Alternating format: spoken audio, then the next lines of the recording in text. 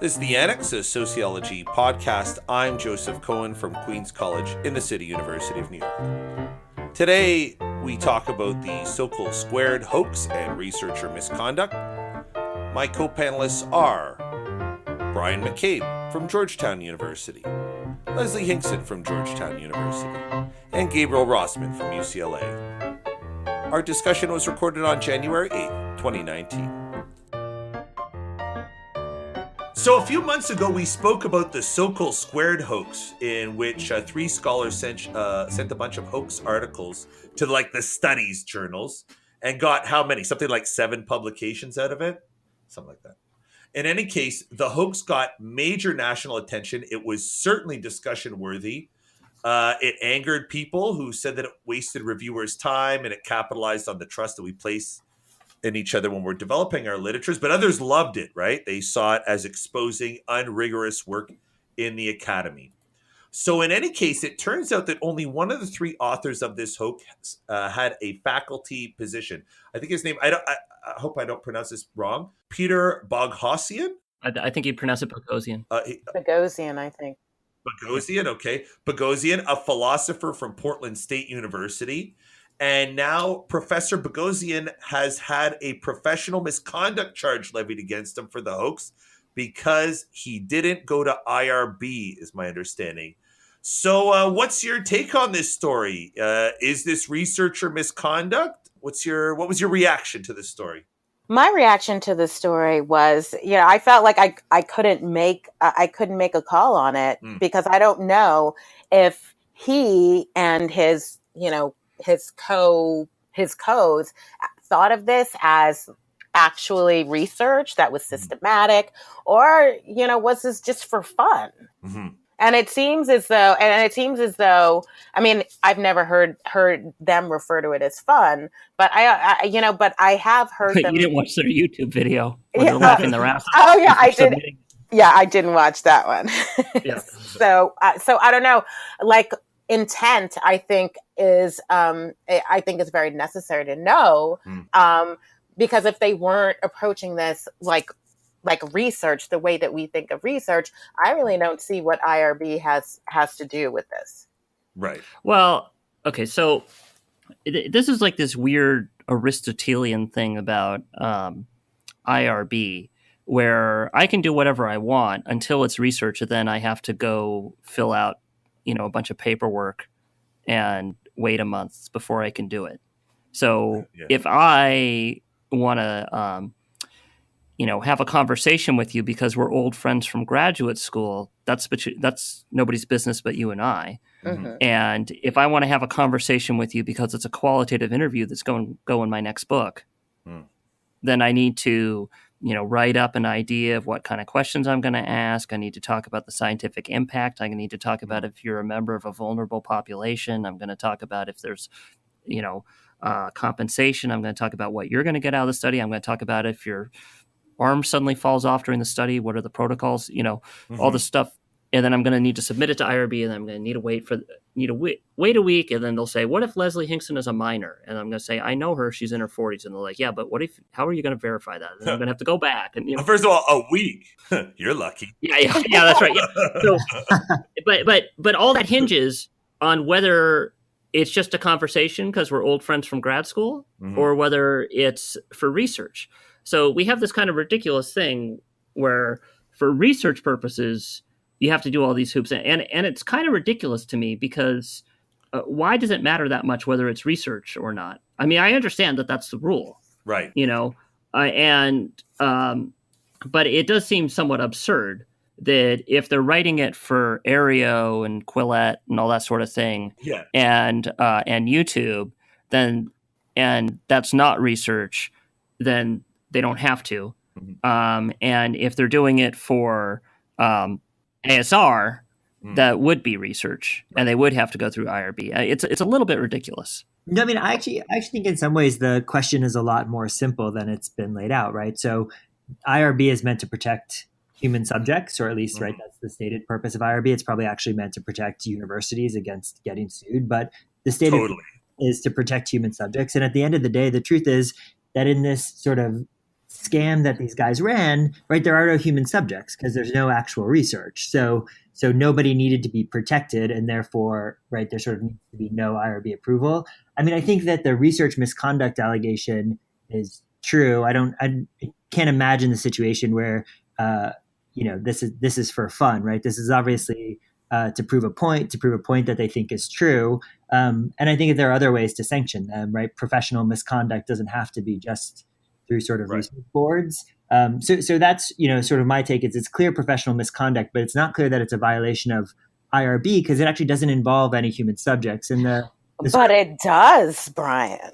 Well, who does it involve? Well, I mean, as much as we might despise them, are not the editors of journals human beings? Well, and the peer reviewers. That's an open question, but no. But I mean, actually, I think if you take that argument to sort of the next step, does that mean that every time I'm asked to review an article in the AJS, I have to get IRB approval because I'm interacting with an editor of a journal and the writer? No. The idea would be that you'd have to get.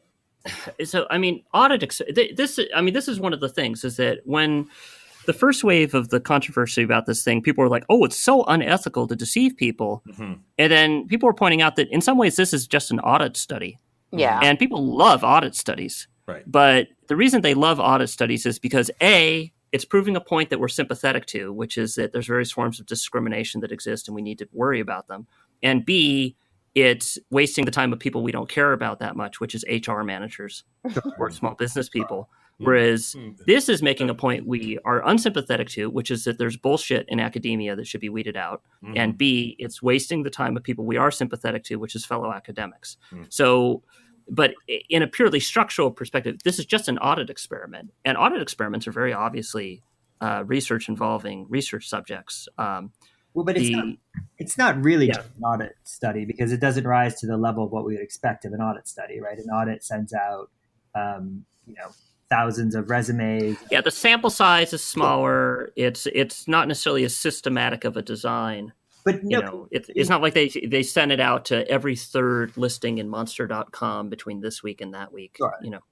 And even, had they gotten IRB approval to do this so-called audit study, right, it doesn't rise to the level of, scientific, it doesn't have scientific merit, and not because of the subject, but because if you send out 20 fake articles, try to get them published, right, that's not really an audit study.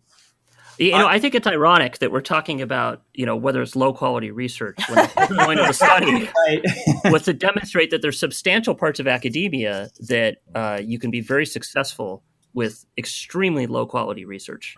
Right. My experience in dealing with IRB on things on the line, for example, with this podcast, is the standard is are you trying to develop generalized propositions about people's behavior? Are you trying to develop theories, like scholastic theories that generalize?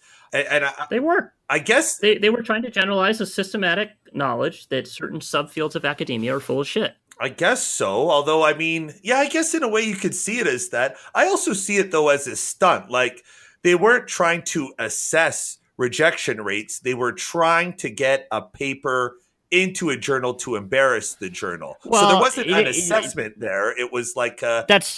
That's true, but they also want to have it both ways, and that they have in multiple occasions referred to this as an experiment. And at the time, I mean, this is one of those things where it's like people change their arguments, where people who were unsympathetic to them would say, oh, it's not an experiment because there's not a control or because it's not well designed or whatever. And now the shoe's on the other foot. And their position has to be, it's not an experiment. It was just a prank. And then the people who don't like them has to say it was an experiment in order to say that it counts as research, So it's completely opportunistic on both sides to say whether it's research or not. But I think it was very clearly aimed at developing, and I'm doing my best to bracket my opinions on the merits. And I'm basically sympathetic to their prank/experiment because I do basically hate most of cultural studies and want to see it called out as bullshit. But I do think that they were trying to develop a general point of understanding, at least as much as many things that are considered research. So here's another aspect of it, because there's two angles to research misconduct. There's sort of the legalistic, definition where we're worried about like the university's conformity to government regulation. And then there's like this spirit of IRB, like what IRB is intended to do. And I was having a very interesting discussion with a Canadian scholar who was talking to me about human subject standards in Canada as opposed to the US. And if I'm mistaken, somebody please correct me on Twitter, but I think in Canada, if you study people in the course of their job, like you study people's behavior when they're working, they're not human subjects, like in terms of their job. So you can do sort of employee assessments of their normal course of work. If I'm not mistaken, somebody can correct me on this. That's similar to the standard in the Susan Fiske report, but that hasn't been implemented yet. So what you're describing as the Canadian standard is what, God willing, will soon be the American standard, but it kind of hasn't worked its way through yet, but it's coming down the pike. A couple of years ago, Susan Fiske of Princeton wrote a report basically saying, wait, is she at Princeton or Penn? Anyway, so somewhere in central Jersey. She lives in Princeton. Her report said that we should have basically that standard that is already the case in Canada. Like you can study people at work. Yeah, and you don't have to fill out these ridiculous things that are based on an essentially medical example of the presumption that if you ask someone what's your favorite color, that it might give them cancer. Yeah. And I'm mostly sympathetic to Boghossian just because I don't see anonymous journal reviewers and journal editors where like we don't even know who okayed this. Like I don't see people's reputation as being, subject to any serious risk. I think it was not. Oh, are you kidding me? Yeah. I think if you were the editor of one of these journals, if you knew that your colleague, now fortunately not every sociology journal desk rejected it, but no sociology journal gave them an R&R. Whereas most of the cultural studies journals did give them R&Rs or accepts. It was I think that's it. And that's what I wrote in the Weekly Standard, is I pointed out that this shows that sociology is great and cultural studies full of shit. But no, it's damaging to the discipline. But like, unless but I think it would be damaging to the individual editor if you knew that. Let's say your colleague. But if you knew, let's say that, but you would know it was in every newspaper. It was in the Wall Street Journal. So let's say that you knew that you had a colleague who you sometimes have lunch with who's in the gender studies department. And this colleague edits a journal called, Studies in Queering the Body or something like that. And then they publish a study in there on how you can make men woke by anally inserting a dildo. Yes. As they did, let me just explain, as the Sokal hoax thing. That was one of their studies. Yes, I'm not. Yeah, just so we're clear, Gabriel's not just riffing here. Yeah, I'm not just telling you about my weekend. I'm telling you about one of the Sokal squared hoaxes. Right. So and you learn that your colleague had published this paper. You would lose respect for this colleague, and one of the critics of it. Of the paper, who was quoted in Inside Higher Ed, described them as slandering fields. Now, I don't think it's a slander because truth is a defense against slander. Right. Now, the only case where I think they bordered on slander is in their original. They since have kind of incorporated my critique that actually sociology came across great. But in their original write-ups, they made it seem like sociologists were buying into their nonsense. Right. When actually there's a very clear distinction there. And so in that respect, you could say that they kind of slandered, say, sociological theory, where, for instance, they took David Schreiber, who's my grad student, was one of the reviewers. And I can say this because he said it publicly. Right. And he thought, he actually texted me and said, like, I got this crazy paper to review. Yeah. And then he reviewed it and he tried to give constructive criticism, but there was no way he was going to accept it. Yeah. And then they took the constructive criticism and then treated that as if someone was taking the paper seriously. Right. So I would say that they slandered anonymous reviewer 2 at sociological theory, who turns out to be David Schreiber. But there's nobody who's personally going to be impacted by like that. Whoever's the editor in chief can say one of the editors did it. whoever's editing the journal can say some other editor did it. Okay, so David was anonymous until he outed himself. Exactly. But Mustafa Emenbayer's not. Like that. Well, was he the one who ultimately okayed the journal or the articles? Well, he was the one who decided to send it out for review instead of desk rejecting it. So this could, to some incremental extent, this would have hurt Emenbayer's reputation that he sent it out for review instead of desk rejecting it. I guess. I don't. Although, I don't know. Like, in some ways, I kind of feel like that desk reject thing, I could see where an editor would be like, you know what, this is peer review, not editor review. So I'll send it out. And, I might think this is BS. Let's see what the young folks say. Yeah, I don't think I don't think anybody's career is going to be materially damaged by it. So maybe there are disciplines or that are going to be damaged by it, and certainly journals, but individually I don't think anybody's going to pay the price, and the price that they pay I don't feel terribly for them because because they publish crap. Well, yeah, so well, actually I do have another point I want to make, which is, let's say that they did this the right way. So let's say that they went out there and now Lindsay and Pluckrose are not affiliated with universities, although they are trained scholars. So they wouldn't have had an IRB to go to. Mm-hmm. But let's say that Boghossian had gone to the Portland State IRB and filed it. I don't think it would have been possible. And I don't think that's because it is an unethical study. I don't see anything less ethical about this study than your average audit study. Mm-hmm. And, I know somebody could say when somebody reviews a resume where you're comparing one resume with a college application, with a college degree and 3 years of experience, and it says Everett Adams on it versus another resume that has, a college degree, an MA and 4 years of experience, and it says Tanisha Washington on it, you're still wasting people's time. I get, but you're wasting 5 minutes of time versus 10 hours of time. I get that. But I still fundamentally don't see this as qualitatively different from an audit study. I see this as basically an audit study. So let's say that they did the thing that, the late Diva Pager would have had to do, or my next door neighbor, Michael Gaddis, would have had to do, of going through IRB to do an audit study. Mm-hmm. And I think you simply couldn't have done it and for two reasons. Not because you shouldn't. Like, if I was on the IRB, I would say, I'm curious to see what happens. Let's do this. Mm-hmm. But send the debriefing email and everything like that. But fundamentally you can do it the same way you can do any other important study that involves deception. And honestly, for all the talk about this is low value research, I think this is much more important.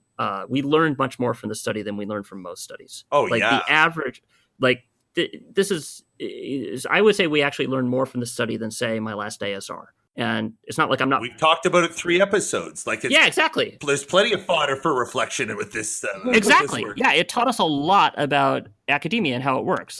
This is a successful study. Yes. Now the reason I think you couldn't do it is that I think most IRBs would say you can't do it, and I think most IRBs would say it's unethical. And I don't think they have a good reason for saying it's unethical, or certainly that's any more unethical than any other audit study.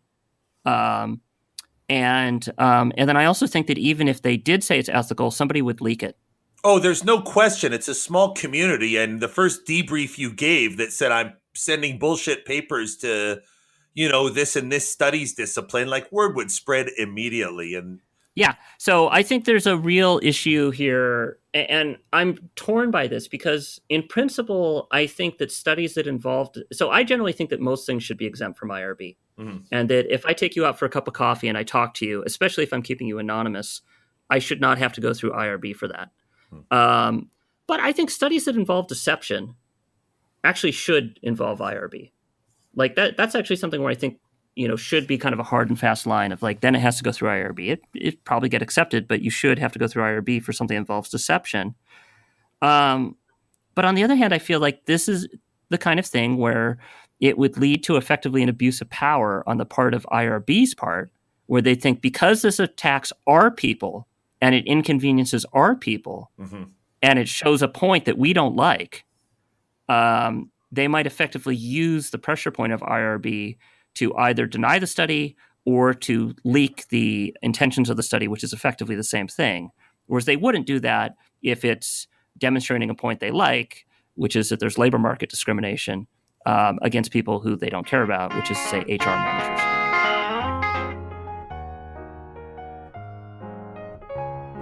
You've been listening to The Annex, a sociology podcast. You can visit us on the web, sociocast.org/annex. We're on Facebook, The Annex Sociology Podcast, and on Twitter, @SocAnnex. Music is by Lena Orsa. Our producer is Liseth Moreno. On behalf of my co-panelists, I'm Joe Cohen. Thanks for listening.